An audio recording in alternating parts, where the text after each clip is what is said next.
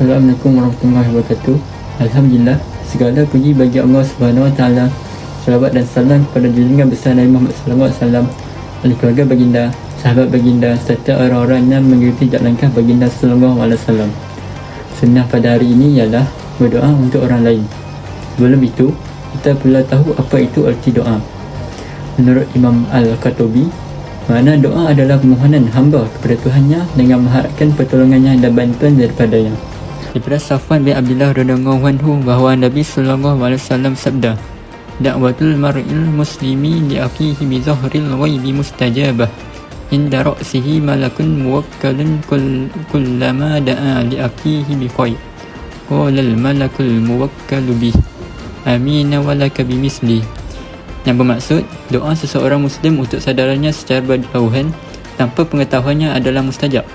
Di kepalanya terdapat malaikat yang diwakilkan kepadanya. Setiap kali dia berdoa kepada saudaranya dengan kebaikan, maka malaikat yang diwakilkan itu akan berkata amin dan bagi engkau seperti itu juga. Hadis riwayat Muslim 4914. Antara pengajaran yang dapat diambil daripada hadis ini ialah agama Islam sangat menggalakkan setiap umatnya agar berdoa perkara-perkara kebaikan kepada saudaranya. Selain itu, doa seorang hamba tanpa pengetahuan saudaranya juga adalah mustajab di sisi Allah Subhanahu Wa Taala. Setiap apa yang kita doakan, Allah juga akan mengenakan kepada kita sama seperti yang kita doakan. Kesimpulannya, marilah kita bersama-sama berdoa kepada sahabat atau saudara kita dalam setiap doa yang kita panjatkan kepada Allah Subhanahu Wa Taala. Hal ini kerana doa ini memiliki kuasa atau kelebihan yang tersendiri dan Allah pasti akan mengabulkan setiap permintaan hamba-Nya.